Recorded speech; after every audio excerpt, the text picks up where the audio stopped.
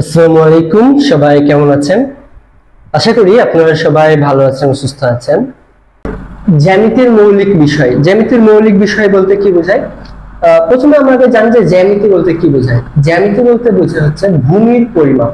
অর্থাৎ সেই প্রাচীন কালে কি হতো যে জমি মাপামাপির ক্ষেত্রে তারা যেভাবে জমিটা পরিমাপ করত, সেই জমির পরিমাপ থেকে মূলত আমাদের জ্যামিতির আবির্ভাব ঘটেছে।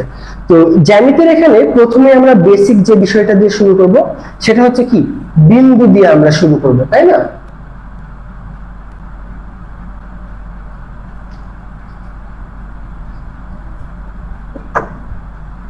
আমাদের জ্যামিতি শুরু হচ্ছে একটা বিন্দু দিয়ে। তো বিন্দু থেকে কি হয়, রেখা তৈরি হয়। এটা একটা আমাদের বিন্দু, এই রেখা থেকে আমাদের কি তৈরি হচ্ছে, একটা বিন্দু থেকে একটা রেখা তৈরি হচ্ছে। এবারে এই রেখাটা আবার বিভিন্ন রকম, সরল রেখা, বক্ররেখা। সরল রেখাটা একটু আগে আমি যেটা অঙ্কন করলাম এটা, এবং বক্ররেখার উদাহরণ হচ্ছে বৃত্ত। যেমন এই যে আমি একটা গোলজি চিহ্ন দিলাম বা এরকম এরকম যদি করি, তাহলে এগুলো হচ্ছে আমাদের বক্ররেখা। দেন সরল রেখা আবার দুই রকম হয়, একটা হচ্ছে সমান্তরাল রেখা, একটা হচ্ছে তির্যক রেখা। সমান্তরাল রেখা কি, এইটা হচ্ছে সমান্তরাল রেখা। তির্যক রেখা কি, এইভাবে করে আমি যদি একটা তীর চিহ্ন দিই বা এইভাবে আমি যদি তীর চিহ্ন দিই, তাহলে সেটা হয়ে যাবে আমাদের তির্যক রেখা। এরপরে আমাদের তির্যক রেখা আবার বিভিন্ন রকমের হয়ে থাকে। দুটি তির্যক রেখায় উৎপন্ন হয় কোণ। যেমন দেখেন, আমি এইভাবে একটা তির্যক রেখা অঙ্কন করলাম, এইভাবে করে আমি আরেকটা তির্যক রেখা অঙ্কন করলাম, তাহলে এখানে কি হচ্ছে, একটা কোণ তৈরি হচ্ছে না? তাই এখানে সেটাই বলতেছে, দুইটা তির্যক রেখায় উৎপন্ন হয় কোণ, তিনটে তির্যক রেখায় উৎপন্ন হয় ত্রিভুজ। আমি কিন্তু যদি আরেকটা যদি কোণ অঙ্কন করি, তাহলে আমার এখানে কি হয়ে গেল, ত্রিভুজ অঙ্কন হয়ে গেল। তাহলে আপনারা মনে রাখবেন যে আমাদের যদি দুইটা তির্যক রেখায় উৎপন্ন হয় কোণ, তাহলে তিনটা তির্যক রেখায় উৎপন্ন হয় কি, ত্রিভুজ। চারটা তির্যক রেখায় উৎপন্ন হবে চতুর্ভুজ। তাহলে এটা একটা, ঠিক আছে, এটা চারটা তির্যক রেখা আমাদের কি তৈরি হচ্ছে, চতুর্ভুজ। সো এটা নরমাল বিষয়। এরপরে এই কোণ ভেদে আবার তিন প্রকার হয়ে থাকে। আমরা যে ত্রিভুজ যেখানে যে বললাম না, ত্রিভুজ আপনারা মনে রাখবেন যে কোণ ভেদে ত্রিভুজ তিন প্রকার: সূক্ষ্মকোণী, স্থূলকোণী এবং সমকোণী ত্রিভুজ। সূক্ষ্মকোণী, সমকোণী এবং স্থূলকোণী ত্রিভুজ, ঠিক আছে? তাহলে এবার আপনারা আমাকে একটু বলেন তো, যে সূক্ষ্মকোণী ত্রিভুজের কোণের পরিমাণ কতটুকু, সেটা একটু আমাকে বলেন। আচ্ছা, এবার এখানে দেখেন যে দুইটা তির্যক রেখায় উৎপন্ন কোণ, কি কি কোণ উৎপন্ন হয় সেটা এখানে বলা আছে: সূক্ষ্মকোণ, সমকোণ, স্থূলকোণ, সরল কোণ, প্রবৃদ্ধ কোণ, পূরক কোণ, সম্পূরক কোণ, বিপরীত কোণ, সন্নিহিত কোণ। এরপর বাহু ভেদে সমবাহু, সমদ্বিবাহু, বিষমবাহু।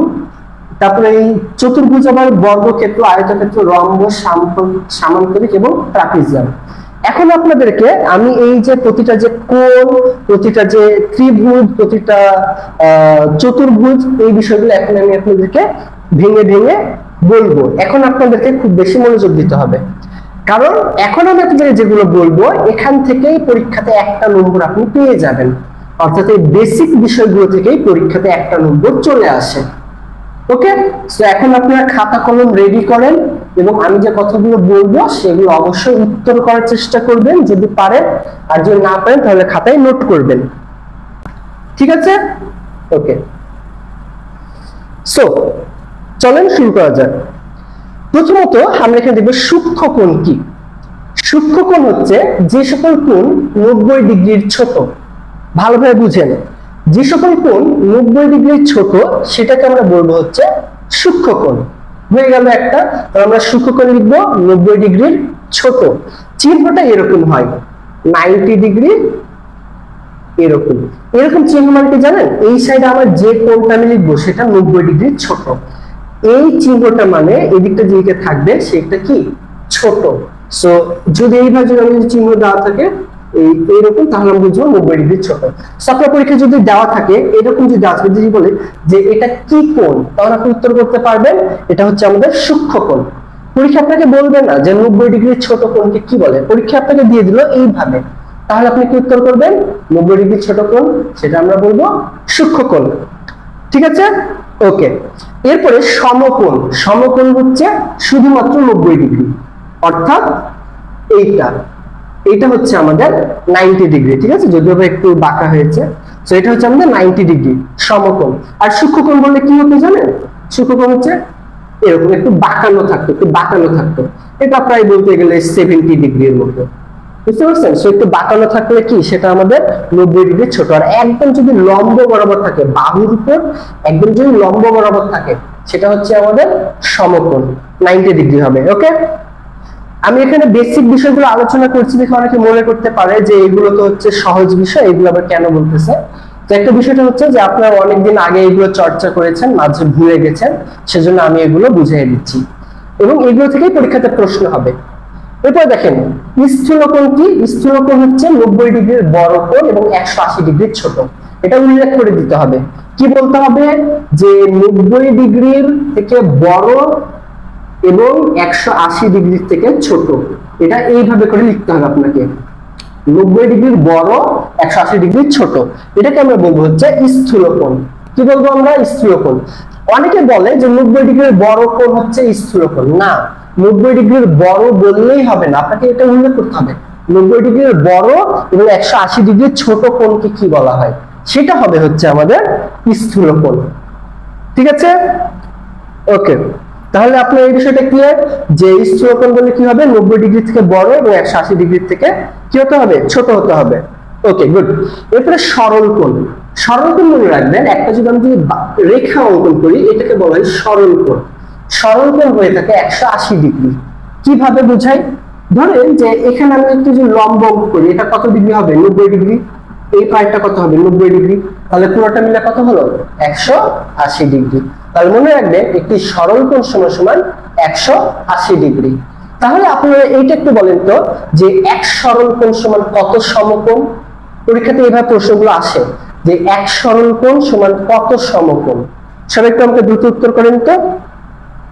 এক সরল কোণ সমান কত সমকোণ? একটু আমাকে বলেন, এক সরল কোণ সমান কত সমকোণ?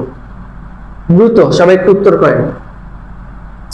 রাফিজা, আমার কথাগুলো একটু শুনবেন তাহলে হবে, ঠিক আছে? প্রবলেম নাই, আমি যে কথাগুলো বলতেছি এগুলো একটু ভালোভাবে মনোযোগ দিয়ে শুনবেন। তাহলে আমরা বলতে পারি যে 180 ডিগ্রি সমান কি? সরল কোণ। সরল কোণ। এবং এই এক সরল কোণ সমান 2 সমকোণ। কত হবে? 2 সমকোণ হবে। বিষয়টা বুঝছেন? ওকে, গুড। দেন এরপরে আমরা এখানে যে বিষয়টা দেখব সেটা কি? সেটা হচ্ছে আমাদের প্রবৃদ্ধ কোণ। প্রবৃদ্ধ কোণটা তাহলে কত হবে একটু আপনারা বলেন তো আমাকে। প্রবৃদ্ধ কোণ কত হবে সেটা একটু আমাকে বলেন। প্রবৃদ্ধ কোণ কত হবে বলতে পারবেন? গুড। এক সরল কোণ সমান 2 সমকোণ। আয়শা, ওকে, গুড। সো আপনারা একটু আমাকে বলেন যে প্রবৃদ্ধ কোণ কত? প্রবৃদ্ধ কোণ কত হবে বলেন। প্রবৃদ্ধ কোণ মনে রাখবেন 180 ডিগ্রি থেকে বড় এবং 360 ডিগ্রি থেকে ছোট যে কোনো কোণকে আমাদের প্রবৃদ্ধ কোণ বলা হয়। তাহলে কি বলবো আমরা? বলেন 180 ডিগ্রির বড় এবং 360 ডিগ্রির ছোট। 360 ডিগ্রির ছোট, এই কোণটাকে আমরা বলবো হচ্ছে প্রবৃদ্ধ কোণ। কি বলবো আমরা? প্রবৃদ্ধ কোণ। ঠিক আছে? ওকে, তাহলে এটা হচ্ছে আমাদের প্রবৃদ্ধ কোণ। পূরক কোণ কত হবে বলেন তো এবার আপনারা। পূরক কোণ কত হবে বলেন। পূরক কোণ হচ্ছে, এটা আমাদের আসলে কোনো নির্দিষ্ট কোণের মান না।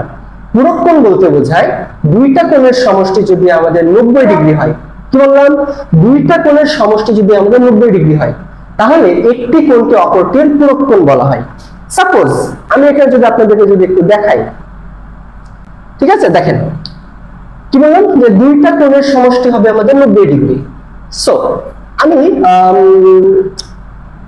এটা আমি একটা চিত্র অঙ্কন করলাম। হ্যাঁ, এখানে আমি এই বরাবর যদি একটা অঙ্কন করি, সাপোজ আমার এখানে এটা হচ্ছে 60 ডিগ্রি আর এটা হচ্ছে আমাদের 30 ডিগ্রি। সো এই দুইটা যোগ করে আমি কত পাচ্ছি? 90 ডিগ্রি না? তাহলে মনে রাখবেন দুইটা কোণের সমষ্টি যদি আমাদের 90 ডিগ্রি হয়, পুরোপুরি 90 ডিগ্রি হইতে হবে। সো দুইটা কোণের সমষ্টি যদি আমাদের 90 ডিগ্রি হয়, তাহলে একটি কোণ অপরটির পূরক কোণ, মানে এই 30 ডিগ্রি এই 60 ডিগ্রির পূরক কোণ। বুঝছেন? তাহলে 30 ডিগ্রি কি হবে? 30 ডিগ্রি হচ্ছে 60 ডিগ্রির পূরক কোণ। আবার এই 60 ডিগ্রিটা 60 ডিগ্রি, ঠিক আছে, 60 ডিগ্রি 30 ডিগ্রি এর একটি পূরক কোণ। এর একটি কি? এর একটি পূরক কোণ। বিষয়টা ক্লিয়ার? সো দুইটা কোণের সমষ্টি 90 ডিগ্রি হয়, তাহলে একটা কোণ আরেকটা পূরক কোণ। সো আপনাদের পরীক্ষায় দেওয়া থাকতে পারে এইভাবে যে পরীক্ষাতে বললো যে 53 ডিগ্রি, ঠিক আছে, এর পূরক কোণ কত? এর পূরক কোণ কত? সবাই একটু উত্তর করেন তো, পারবেন কিনা? 53 ডিগ্রি এর পূরক কোণ কত হবে বলেন? গুড। রোহিতা বলতেছে দুই কোণের সমষ্টি 90 ডিগ্রি হলে একটি কোণ অপরটির পূরক কোণ। Very good. স্নিগ্ধ বলছে পূরক কোণ 90 ডিগ্রি, এটা ভুল। স্নিগ্ধ অনিল, আপনি এটা ভুল উত্তর দিলেন, কারণ আপনার প্রশ্ন যদি বলতো সমকোণ কত, তাহলে সেটা হতো 90 ডিগ্রি। হ্যাঁ, সমকোণ 90 ডিগ্রি, কিন্তু আপনার এটা উত্তরটা এইভাবে হবে, দুইটা কোণের সমষ্টি যদি 90 ডিগ্রি হয় তবে আমরা তাকে বলবো পূরক কোণ। একটি অপরটি পূরক কোণ, তাহলে পূরক কোণ না, একটি কোণ অপরটির পূরক কোণ। সো প্রশ্ন হবে আপনাদের এইভাবে যে 53 ডিগ্রি এর পূরক কোণ কত? সবাই একটু উত্তর করেন, কত হবে? তাহলে আমাদের 37 ডিগ্রি। গুড। কি করতে হবে? জাস্ট কিছুই না, 90 ডিগ্রি থেকে 53 মাইনাস করতে হবে, তাহলে কত হয়? এদিকে 7, 37 হয়, 37। এবং আপনাদের পরীক্ষাতে এইভাবেও দিতে পারে, পরীক্ষাতে প্রশ্নটা এইভাবে দিতে পারে যে কেমন দিবে? 44 ডিগ্রি পরীক্ষা দিতে পারে যে 44 ডিগ্রি কোণের পূরক কোণের অর্ধেক কত? এইভাবে প্রশ্নগুলো হতে পারে যে 44 ডিগ্রির পূরক কোণের অর্ধেক কত। তাহলে 44 যদি হয় তাহলে আমরা 90 থেকে 44 বাদ দিলে আমরা কত পাবো? আমরা এখানে 46 পাবো, তাহলে 46 এর অর্ধেক কত হবে? 23। তখন আমাদের উত্তর করতে হবে 23 ডিগ্রি। সো এটা আপনাকে বুঝতে হবে যে প্রশ্ন কি চেয়েছে। প্রশ্ন যদি বলা হয় 44 ডিগ্রির পূরক কোণ কত, তাহলে আপনি উত্তর করবেন 46। উত্তর করবেন কত? 46। কিন্তু আমার প্রশ্ন করছে 44 ডিগ্রি এর পূরক কোণের অর্ধেক কত, তাহলে আপনার পূরক কোণ বের করতে হবে এবং তার অর্ধেক করতে হবে। অর্ধেক করলে আমরা এখানে পাবো 23। বুঝছেন? মরিয়ম ভুল উত্তর করছে। ওকে, মাহিনুর 47 কেমন হয়? আমাদের 53 আর 37 যোগ করে তো 90 হয়, তাই না? ওকে, আর আমি যেটা প্রশ্ন পরবর্তী বলছিলাম যে 44 ডিগ্রি কোণের পূরক কোণের অর্ধেক কত, উত্তর হবে 23। উত্তর কত হবে? 23 হবে। গুড। এরপরে যেটা নিয়ে আলোচনা করব সেটা কি বলতেছে? সম্পূরক কোণ। জাস্ট কিছুই না, এখানে হবে 180 ডিগ্রি। পূরক কোণ হলে দুইটা কোণের সমষ্টি 90 ডিগ্রি, আর যদি বলে সম্পূরক কোণ, কি বলা হয়? সম্পূরক কোণ, তাহলে আপনি উত্তর করবেন দুইটা কোণের সমষ্টি 180 ডিগ্রি। দুইটা কোণের সমষ্টি 180 ডিগ্রি হলে একটা কোণ অপরটির সম্পূরক কোণ। ইজি। পূরক কোণ যদি বুঝে যান, সম্পূরক ইজি। ওকে, পূরকের ছিল দুইটা কোণের সমষ্টি 90 ডিগ্রি, সম্পূরক কোণ হবে দুইটা কোণের সমষ্টি 180 ডিগ্রি। শেষ। বিপরীত কোণ। বিপরীত কোণ কোনগুলো? একটা কোণের বিপরীতে যে কোণটা অবস্থান করে সেটা বিপরীত কোণ। সন্নিহিত কোণ কোনগুলো? একই সাইডে যদি অবস্থান করে সন্নিহিত কোণ। That's it. এরপর আমাদের সূক্ষ্মকোণী ত্রিভুজ। সূক্ষ্মকোণী ত্রিভুজ কি? যে ত্রিভুজের কোণ আমাদের 90 ডিগ্রি হবে, একটা কোণ কত ডিগ্রি হবে? 90 ডিগ্রির ছোট হবে, মানে যে ত্রিভুজে একটি কোণ আমাদের 90 ডিগ্রি ছোট হবে সেটা হচ্ছে সূক্ষ্মকোণী ত্রিভুজ। এবং যেখানে আমাদের কোণগুলো বড় হবে সেটা হচ্ছে স্থূলকোণী। আর যে ত্রিভুজে একটা কোণ 90 ডিগ্রি হবে সেটা হচ্ছে সমকোণী। ওকে, তার মানে কোন ত্রিভুজে একটা কোণ যদি 90 ডিগ্রি হয় তাহলে সেটা হচ্ছে আমাদের সমকোণী ত্রিভুজ। স্থূলকোণী কি হবে? 90 ডিগ্রি বড় হবে, আর সূক্ষ্মকোণী হলে 90 ডিগ্রি ছোট হবে। এরপরে সমবাহু কি? বাহুভেদে 3 প্রকার। আমাদের একটা ত্রিভুজের 3টা বাহু যদি সমান হয় সেটা হচ্ছে সমবাহু। সমদ্বিবাহু, দুইটা বাহু যদি একই রকম হয়, একই যদি মাপের হয়, যদি একই সাইজ হয় তাহলে সমদ্বিবাহু। আর বিষমবাহু কি? কোন বাহুর সঙ্গে কোন বাহুর মান মিলবে না, ঠিক আছে? অর্থাৎ 3টা বাহু একে অপরের থেকে আলাদা, সেটাকে আমরা বলবো হচ্ছে বিষমবাহু। সমবাহু কি? 3টা বাহু সমান। সমদ্বিবাহু কি? 2টা বাহু সমান। বিষমবাহু কি? কোনটাই সমান না, সবগুলোই অসমান। এরপরে আমরা চতুর্ভুজ, বর্গক্ষেত্র, যা 4টা বাহু সমান, সেটা হচ্ছে বর্গক্ষেত্র। তাহলে এবার আপনি আমাকে বলেন তো, বর্গক্ষেত্রের ক্ষেত্রফল নির্ণয়ের সূত্র কি? সবাই একটু আমাকে উত্তর করেন। বর্গক্ষেত্রের ক্ষেত্রফল নির্ণয়ের সূত্র কি? সবাই উত্তর করে না? এরপর আমাদের আয়তক্ষেত্র আছে। আয়তক্ষেত্রের বিপরীত দুইটা বাহু সমান, মানে আমার এইখানে আমি ধরলাম যে এটা 5 সেন্টিমিটার। কত এটা? 5 সেন্টিমিটার। 5 সেন্টিমিটার আমাকে এখানে অঙ্কন করতে হবে 5 সেন্টিমিটার। এটা আমার 3 সেন্টিমিটার, এটা হচ্ছে আমার 3 সেন্টিমিটার। সো বিপরীত বাহুদ্বয় পরস্পর সমান হবে এবং দেখতে হবে কিছুটা এইরকম, সেটাকে আমরা বলবো হচ্ছে আয়তক্ষেত্র। আর রম্বস কি? রম্বস হচ্ছে আমাদের বর্গক্ষেত্র বাঁকা, ঠিক আছে? একটু আমরা বাঁকা ভাবে যদি বর্গক্ষেত্র অঙ্কন করি সেটা হবে রম্বস। আর সামান্তরিক কি? আমরা যদি একটু বাঁকা ভাবে যদি আয়তক্ষেত্র অঙ্কন করি সেটা হচ্ছে সামুদ্রিক। এরপর ট্রাপিজিয়াম কি, সেগুলো আমাদের পরে দেখবো, ঠিক আছে? ওকে, জামিলা একটু স্লো বলেন ভাইয়া। ওকে, পূজা বলতেছে বাহু গুণিত বাহু, রজনী বলতেছে a স্কয়ার। গুড। সো আমাদের বর্গক্ষেত্রের 4টা বাহুই কি? সমান। তাই বর্গক্ষেত্রের ক্ষেত্রফল নির্ণয় সূত্র হচ্ছে a স্কয়ার। সাপোজ আমি এখানে একটা বর্গক্ষেত্র অঙ্কন করলাম, যেটা বাহু দেওয়া আছে আমার 2 সেন্টিমিটার। 2 সেন্টিমিটার, তাহলে এই বর্গক্ষেত্রের ক্ষেত্রফল কত হবে? 2 এর বর্গ, তাহলে কত হবে? 4 সেন্টিমিটার স্কয়ার। কত হবে? এই বর্গক্ষেত্রের ক্ষেত্রফল হবে 4 সেন্টিমিটার স্কয়ার। ওকে, আমরা এবার ডিটেইলস আলোচনায় যাব। এটা হচ্ছে ছিল আমাদের বেসিক, আমরা বেসিকটা বুঝছি, এরপরে আমরা চলে যাব হচ্ছে ডিটেইলস আলোচনায়। ওকে, চলেন আমরা এবার ডিটেইলস দেখি।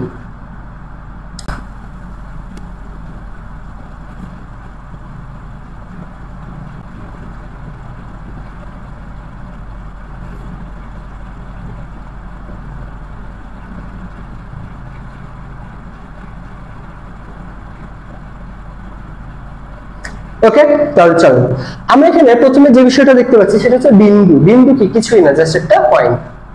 এরপর রেখা কি? বিন্দুর চলার পথকে রেখা বলা হয়। সরল রেখা কি? সরল রেখা সোজা পথে যাবে। এরপর বক্ররেখা কি? আঁকা বাঁকা হবে। সমান্তরাল রেখা কি হবে? দুটি রেখা যদি পরস্পর মধ্যে সর্বদা সমান দূরত্ব বজায় রেখে চলতে থাকে তাহলে তাকে আমরা বলবো সমান্তরাল রেখা। মানে কি দেখেন, এইখান থেকে এটার যে দূরত্ব, এখান থেকে এটাও কিন্তু একই দূরত্ব। সো এরা একই দূরত্ব বজায় রেখে যেহেতু চলছে, সেজন্য আমরা এটাকে বলবো হচ্ছে সমান্তরাল রেখা। তাহলে সমান্তরাল রেখা কোনগুলো বলেন তো? যে যদি দুটি রেখা পরস্পরের মধ্যে সর্বদা সমান দূরত্ব বজায় রেখে চলতে থাকে। সমান দূরত্ব, এখান থেকে এটা যে দূরত্ব, এখান থেকে এটা কিন্তু একই দূরত্ব। সো দুইটা রেখা যদি পরস্পরকে সমান দূরত্ব বজায় রেখে চলতে থাকে, দুটি রেখা পরস্পরকে সমান দূরত্বে রেখে যদি চলতে থাকে তাহলে সেটাকে আমরা বলবো সমান্তরাল রেখা। ওকে, আচ্ছা। এরপর কি? তির্যক রেখা কি? দুইটি অসমান্তরাল রেখাকে পরস্পরের সাপেক্ষে তির্যক রেখা বলা হয়। অসমান্তরাল মানে কি? সমান দূরত্ব বজায় রেখে যারা চলে না, ঠিক আছে?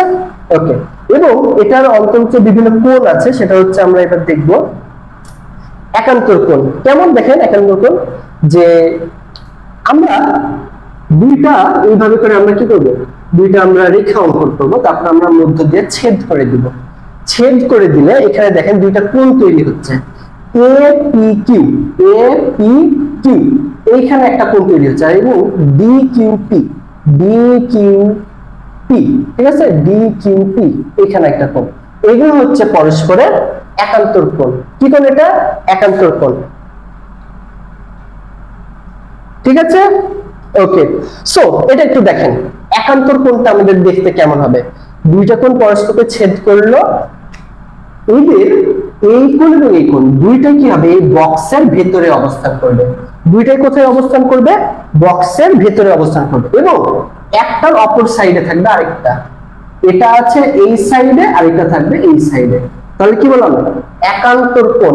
একান্তর কোণ বলতে মনে রাখবে যে বক্সের ভেতরে থাকবে এবং একটার সাপেক্ষে আরেকটা কি থাকবে? আমাদের বিপরীত দিকে থাকবে। ওকে, এটা আপনারা বুঝছেন?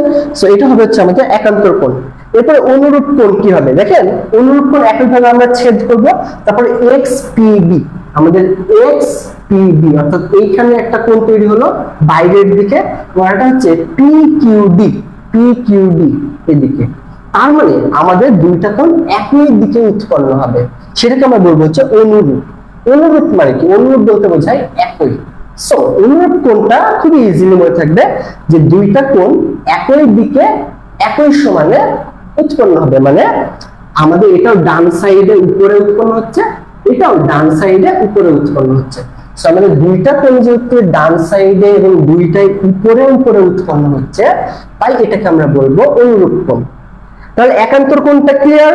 একান্তর কোণ কি হচ্ছে, যে আমাদের এই সাইডে একটা কোণ উৎপন্ন হবে এবং এই সাইডে, অর্থাৎ দুইটাই বক্সের ভেতরে থাকবে এবং একটা অপর সাইডে আরেকটা থাকবে, সেটা হচ্ছে একান্তর কোণ। সেটা কি একান্তর কোণ।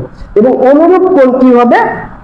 অনুরূপ কোণটা কি হবে বলেন তো, যে একই দিকে উপরের দিকে, সেটা হবে হচ্ছে আমাদের অনুরূপ কোণ। ক্লিয়ার? আরেকবার বলেন। ওকে, একান্তর কোণটা কি হয়? একান্তর কোণটা আমাদের এখানে দেখেন, ব্যাখ্যাটা দেখাই দিই তাহলে ভালো বুঝতে পারবে। একান্তর কোণ কি বলতেছে, দুইটা সমান্তরাল সরল রেখাকে, অর্থাৎ এই দুইটা সমান্তরাল সরল রেখাকে অপর একটি রেখা তির্যক ভাবে ছেদ করলে ছেদক রেখার বিপরীত পাশে সমান্তরাল রেখা, এটার বিপরীত পাশ এইটা, তো এই সমান্তরাল রেখা যে কোণ উৎপন্ন হয় তাকে একান্তর কোণ, মানে এদের একটার বিপরীত পাশে আরেকটা যে কোণ আমাদের তৈরি করছে সেটাকে আমরা বলবো হচ্ছে একান্তর কোণ। সেটাকে আমরা কি বলবো? একান্তর কোণ। এবং অনুরূপ কোণ হবে আমাদের কি বলছে, যে ছেদ করলে রেখার একই দিকে সমান্তরাল রেখাদ্বয়ের অনুরূপ, একই দিকে, তার মানে কি এখানে এবং এখানে একই দিকে হইতে হবে, এটা হচ্ছে আমাদের অনুরূপ কোণ। এবারে ক্লিয়ার? বলেন এখন ক্লিয়ার কিনা আমাকে এটা একটু জানান। বলেন এখন ক্লিয়ার কি? বলেন তো এখন কি ক্লিয়ার? দ্রুত আমাকে একটু জানান।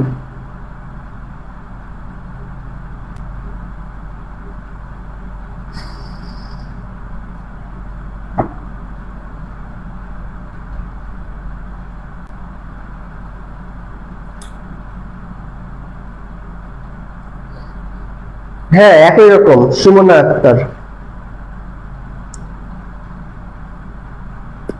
ওকে, এখন ওভারঅল বিষয়টা আপনারা ক্লিয়ার, সেটা একটু আমাকে বলেন।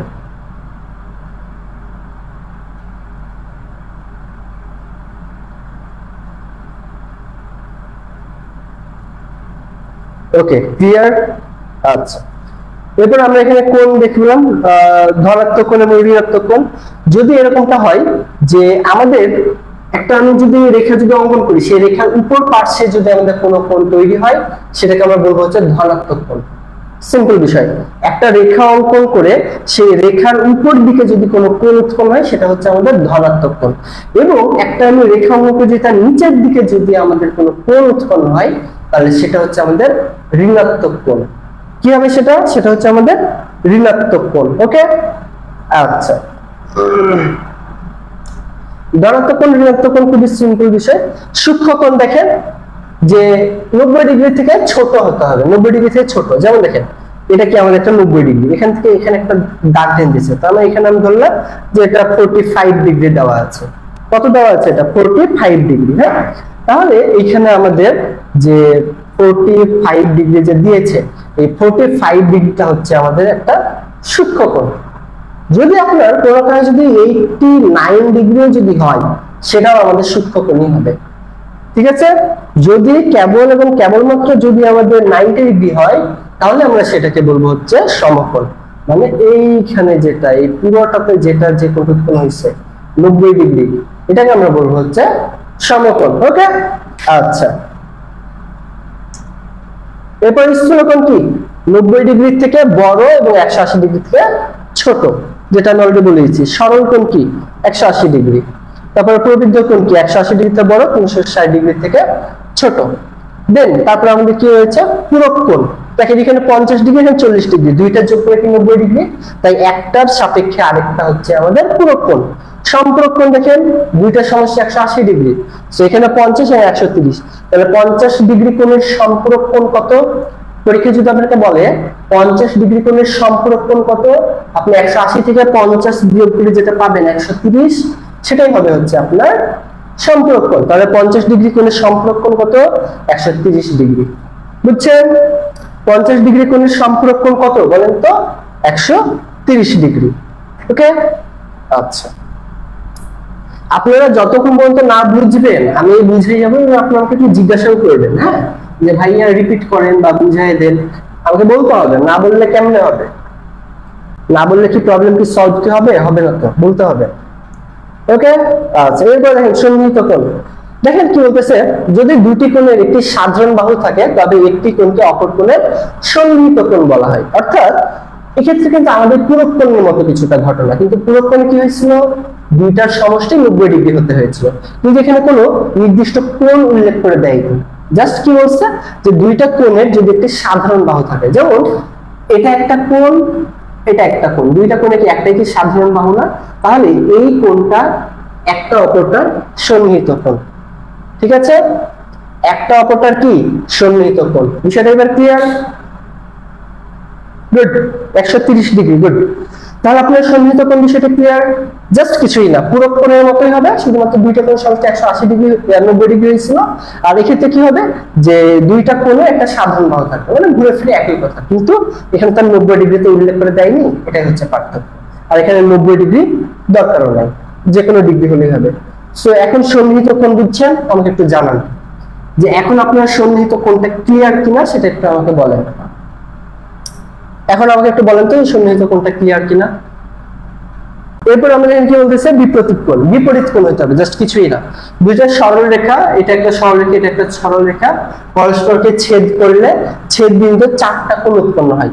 একটা, দুইটা, তিনটা, মানে এই তো এরকম।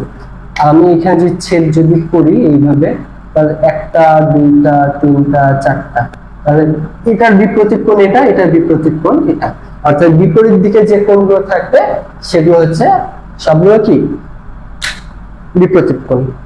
সন্নিহিত কোণ কি 90 ডিগ্রি? এখানে কোণের কোনো উল্লেখ নাই, জাস্ট সন্নিহিত কোণ বলতে দুইটা কোণের একটা সাধারণ বাহু, সেটা যে কোনো মান হতে পারে। সন্নিহিত কোণের এখানে 90 ডিগ্রি উল্লেখ করে দেওয়া নাই। সন্নিহিত কোণ কি? জাস্ট কিছুই না, দুইটা কোণের যদি একটা সাধারণ বাহু থাকে, সাপোজ আমি এটা একটা আমি কোণ অঙ্কন করলাম, এটা কি একটা কি কোণ হয়েছে না? দেখেন এটা কি একটা কোণ অঙ্কন হয়েছে না? হয়েছে। এখন আমি যদি চিন্তা করি আমি এখান থেকে আরেকটা দিব, তাহলে দেখেন কি এটা একটা কোণ তৈরি হলো। এখন এইটা একটা কোণ, এটা একটা কোণ, দুইটা কোণের কি একটাই কি সাধারণ বাহু না? একটাই কি বাহু না? তো যেহেতু এই একটা কোণ আর একটা কোণ, দুইটা কোণ যেহেতু একটাই সাধারণ বাহু, তাই এটাকে বলবো সন্নিহিত কোণ। জাস্ট আপনার কনসেপ্টটুকু মনে রাখবেন। এখান থেকে প্রশ্ন কেমনে আসবে, এই যে বললাম যে এত ডিগ্রি কোণের পূরক কোণ কত, এত ডিগ্রি কোণের সম্পূরক কোণ কত, তারপরে সন্নিহিত কোণের মান, তারপরে হচ্ছে ওইখানে কি জানো যে সমকোণের মান কত, ঠিক আছে, তারপর সূক্ষ্ম কোণের মান কত, এইভাবে প্রশ্নগুলো হবে। ওকে, আর বিপরীত কোণটা কি বললাম যে একটার অপর সাইডে যে কোণ অবস্থান করে, অর্থাৎ একটি কোণের বিপরীত সাইডে যে কোণটা অবস্থান করে সেটাই হচ্ছে আমাদের বিপরীত কোণ।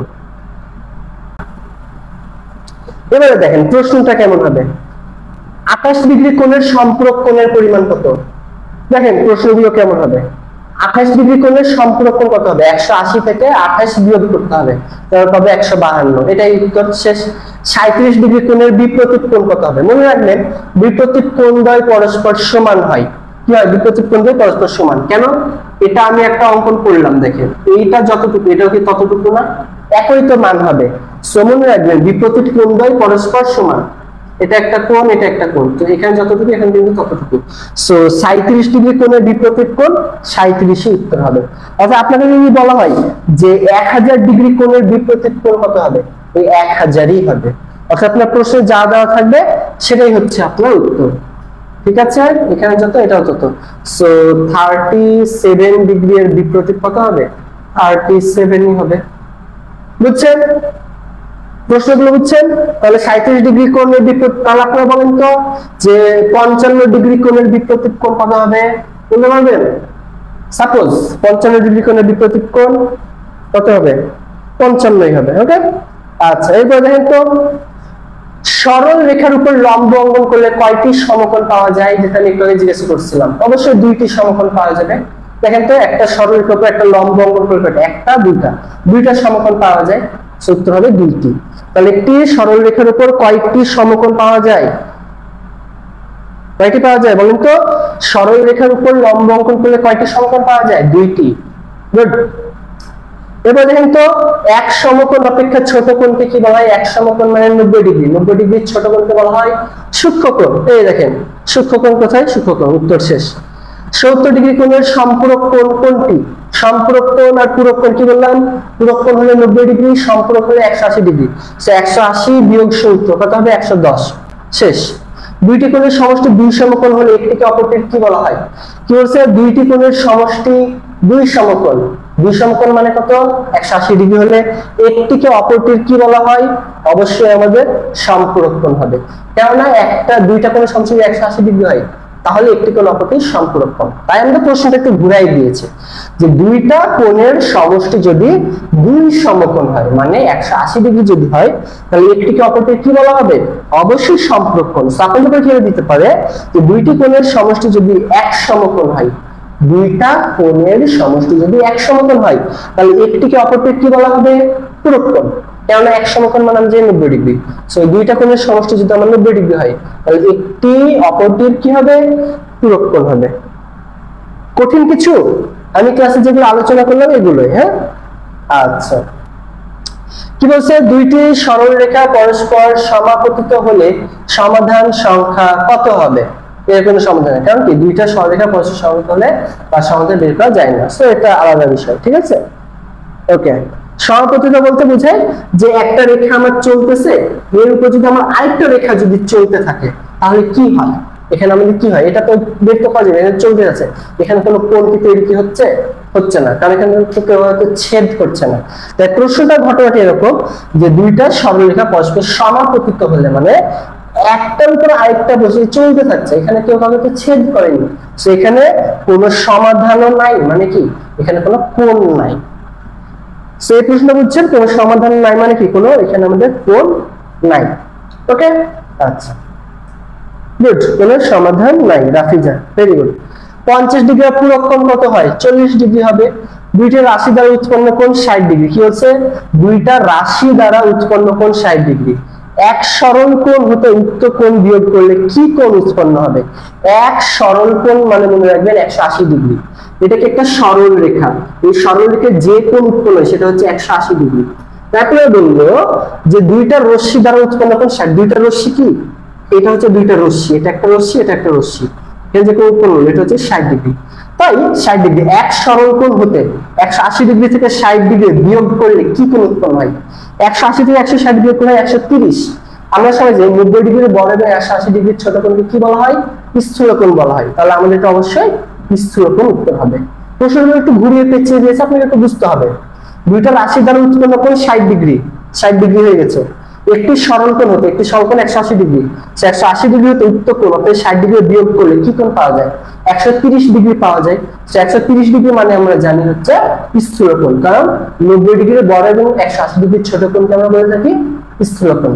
সো এটা অনেকে আসলে কনফিউশনে পড়ে যেতে পারে যে এটা কি নাকি ক্যালকুলেশন করতে হবে, বাবা আমি তো পারি না, এরকম কিছু নাই, একটু টেকনিক্যালি অ্যান্সার করতে হবে। বলেন তো এই প্রশ্নটা কি একটু ঘুরায় পেঁচায় দিয়েছিল 10 নাম্বারটা? এটা আপনারা অনেকেই জানি যে এটা আপনারা ভুল করে চলে আসছেন, এটা আপনি অ্যান্সারই করতেন না।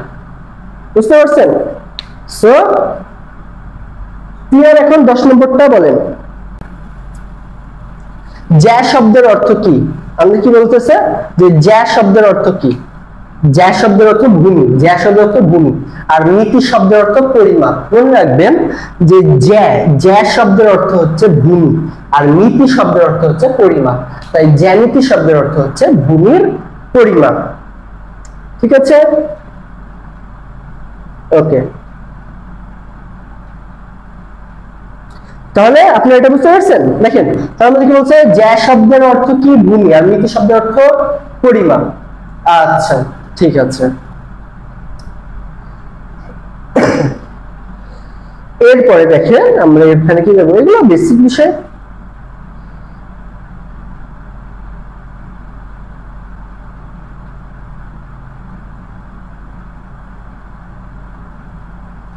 এই প্রশ্নটা একটু দেখেন তো, সন্নিহিত সরল কোণের একটি কোণ 95 ডিগ্রি হলে অপরটি কত? সন্নিহিত সরল কোণ, সরল কোণ মানে 180 ডিগ্রি, সরল কোণ মানে 180 ডিগ্রি, আর সন্নিহিত কোণ মানে দুইটা কোণের একটা বাহু থাকবে। সো ঘুরে ফিরে আমি কি বললাম যে পূরক কোণ এবং সম্পূরক, একই ঘটনা। সন্নিহিত কোণ মূলত পুরকার ওই সম্পর্কের মতো ঘটনা, যে দুইটা কোণের সমষ্টি একটা নির্দিষ্ট জায়গায় কোণ হবে। এখানে বলছে সরল কোণ 180 ডিগ্রি। তো একটা কোণ যদি 95, তাহলে একটা কত হবে? 180 থেকে 95 বিয়োগ করতে হবে, মানে 85 ডিগ্রি। ওকে, আচ্ছা, তাহলে এই বিষয়টা আপনারা বুঝছেন। প্রশ্ন একটু ঘুরায় পেঁচায় দিতে পারে যে সন্নিহিত সরল কোণের একটি কোণ 95 ডিগ্রি। সন্নিহিত সরল কোণের, সরল কোণ মানে 180 ডিগ্রি মনে রাখবেন। সন্নিহিত বলছে মানে দুইটা কোণে একটা নির্দিষ্ট বাহু, মানে একটা কি পূরক বা সম্পূরক হবে। তো একটা যদি 95, তাহলে একটা কোণ কত হবে? এই যে সরল কোণ মানে 180 ডিগ্রি থেকে 95 মাইনাস, ডান। Okay, good. Ritumoni 85 degree, very good. 180 degree কোণের সম্পূরক কোণ কত? 70 ডিগ্রি। ইজি বিষয়, ঠিক আছে। ওকে,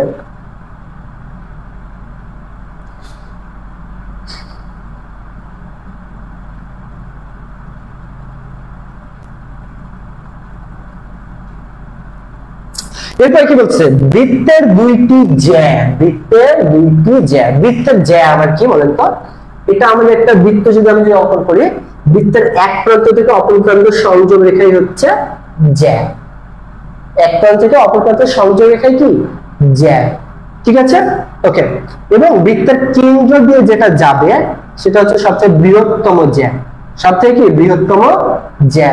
এবং মনে রাখবেন যে বৃত্তের সবথেকে বৃহত্তম জ্যা হচ্ছে বৃত্তের ব্যাস। বৃত্তের কি? ব্যাস। আর মনে রাখবেন বৃত্তের ব্যাস মানে হচ্ছে, বা বৃত্তের ব্যাসের অর্ধেক হচ্ছে ব্যাসার্ধ, মানে এতটুকু হচ্ছে ব্যাসার্ধ। ব্যাস যোগ অর্ধ সমান সমান ব্যাসার্ধ। তাহলে কি বললাম? বৃত্তের যে কোনো দুইটা প্রান্তের সংযোগ হচ্ছে জ্যা।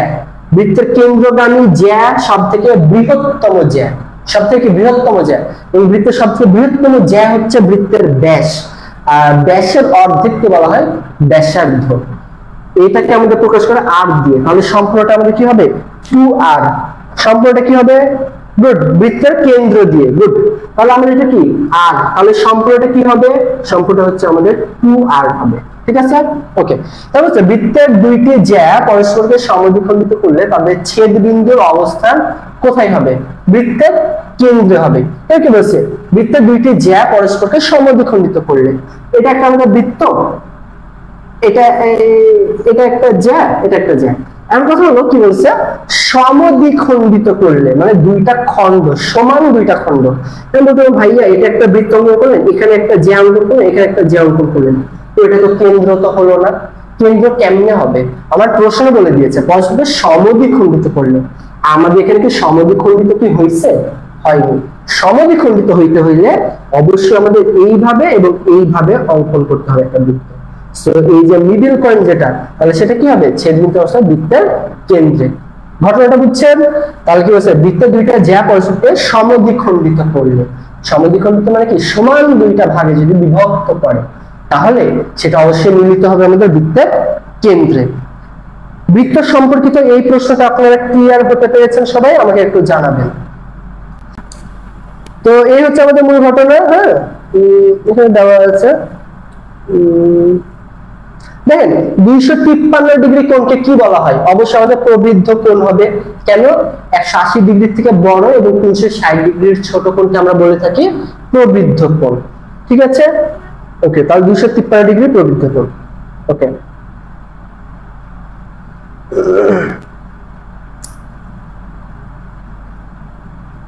দেখেন একটি ত্রিভুজের দুইটি কোণের যোগফল 100 ডিগ্রি এবং উক্ত দুইটি কোণের বিয়োগফল 40 ডিগ্রি হলে তৃতীয় কোণের মান কত? তাই বলছে।